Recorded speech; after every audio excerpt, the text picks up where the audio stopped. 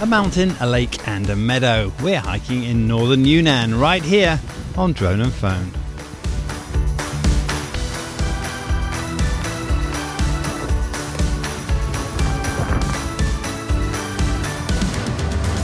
Well, welcome to another of our Yunnan adventures. We're at about 3,100 meters and we're about to try and get, well, not the whole way up there, but a good way up there, about 1,000 meters up there. How are you feeling, Andy?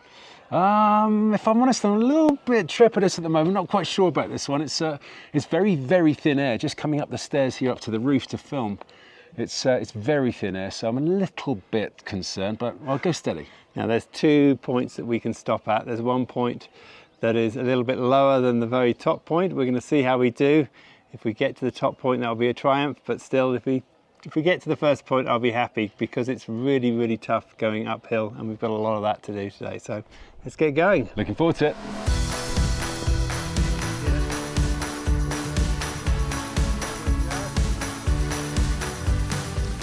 Nestled between the Tibetan Plateau and the deep gorges of the Yangtze and Mekong rivers is one of China's most spectacular outdoor adventure destinations, northern Yunnan. Towering snow-capped peaks dominate the skyline, while dramatic gorges offer world-class trekking along cliffs and rushing rivers. We know it's not easy to self-organise your own trips into remote areas of the Chinese mainland, so in this series we guide you through 8 amazing hikes that all start and finish at a comfortable bed for the night. For this series, I'm along with an old friend, Andy Jameson, now a regular fixture on Drone and Phone and always up for an adventure. We start this episode at the beautiful Yi Nationality Village, where we sleep for the night in a local homestay with wonderfully friendly hosts. For this one, we've opted to go without a guide and rely instead on the GPS on my phone. Soon after breakfast, we're brought to the trailhead by our host to begin the long climb.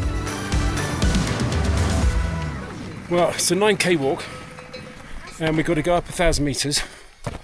So that's about 1 and 4.5, which if you think about the streets that you drive up at 1 and 8, 1 and 10, 1 and 4.5 is pretty brutal. The great news is at the moment, we've got a lovely flat bit. But for every step that we take on the flat bit, I'm guessing that makes that steep even steeper. Oh my. It's a walk through a magical forest at the start, with lichen hanging from the tall trees. Well, there's not much to say about this hike, other than it's a slow grind up on a very good path, track that you could drive up, I guess, probably for emergencies, but it's just a steady, slow grind at high altitude. The trail occasionally opens up into alpine meadows and then dips into forest paths as it slowly winds its way up. This certainly feels very alpine as we make our way up. Now we've been walking on the trail, just following the trail up, but we've been zigzagging with another group of hikers who've been taking shortcuts. You can see them over there. Shortcuts are steeper, but as far as we can see, they're not actually gaining any ground on us. But that said, it looks like our path has come to an end, so maybe we will have to join them. As we make our way higher and higher, it becomes harder and harder to breathe. We can see DJ down there. He's having a rest. I'm waiting for him up the hill, but he's not up for it. My pack's hugely heavy, and he's droning on about he's got something in his backpack. What you got in your backpack, DJ? I took all of the heavy stuff, Andy, and then he took my poles off me, just as a... Of course. I tell you what, game changer these are. Yeah. Being a swimmer. They are a game changer, thank you. They are. I mean, it's a great idea. Thank you very much. Being a swimmer, you use your triceps, and these things are just genius. I'm going to get some. Brilliant, yeah. What are you droning on about? At the halfway point, we come to a camping station where many people choose to make their destination. It's a beautiful open space with breathtaking views and a swing I just had to try. We're about 11,000 feet right now. And just when you least expect it. A bit of glamping going on over here. There's also a couple of massive ones just behind me. And then of course, because you would, wouldn't you? It's a massive set of solar panels. Good heavens. From the camping station, the climb gets steeper as the real hard work starts. 3,900, baby. That's 3 times Ben Nevis. As we leave the station, I realise my calculations had once again not been right. Well, we made a little bit of a mistake here. Well, we're not sure. We think the place down there, which was at 4.5 kilometres, was the place we were planning to stop and finish the hike and go back down again. That would have been our 9k hike, but we're with another group and they're saying if you carry on the same distance, another 4.5k in this direction, that there's a beautiful lake.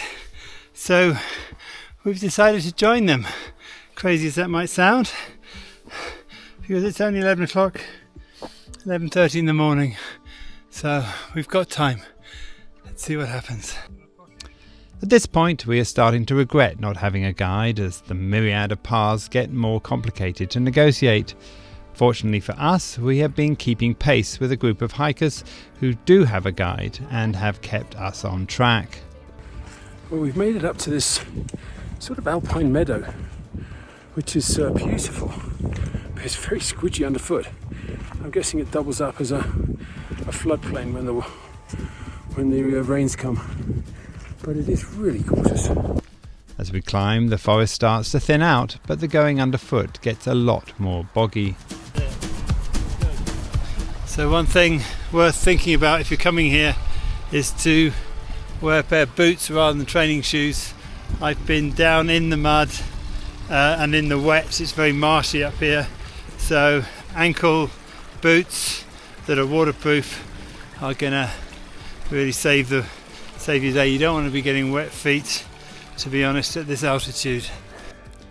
As we clear the tree line, patches of snow start to appear and the temperature noticeably drops. It's a beautiful day for us, but it's important to note that at this altitude, anyone hiking here needs to be prepared for freezing temperatures. Well, we made it to 4,100, which is pretty much the highest I've ever been. I'm not sure I went that high when I went Annapurna. 4,200 now. Nearly 4,002. Well, that's good news. We've reached the snow line. It's all around us.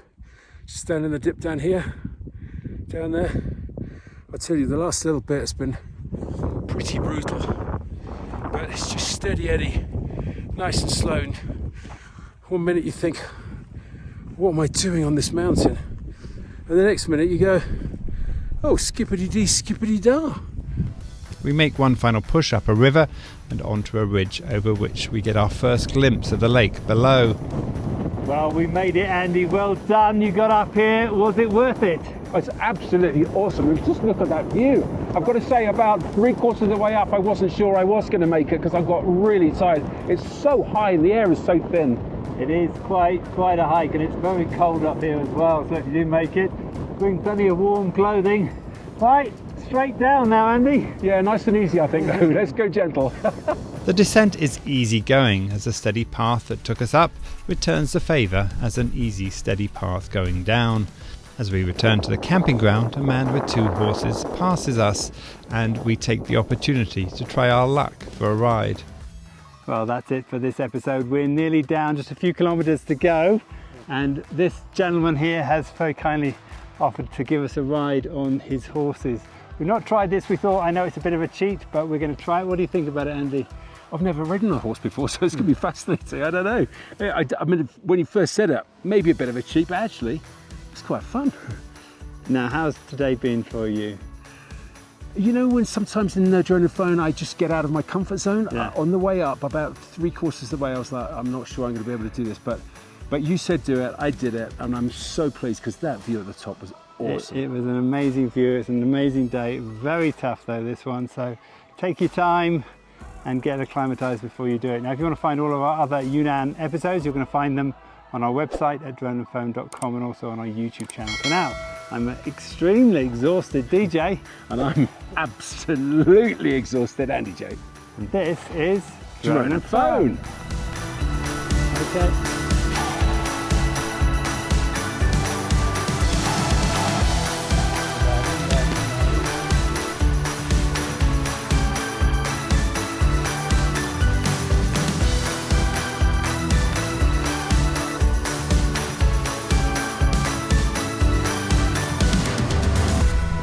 Well, it looks like we've hit rush hour along this path, so we're just going to have to go at whatever pace the traffic jam takes us.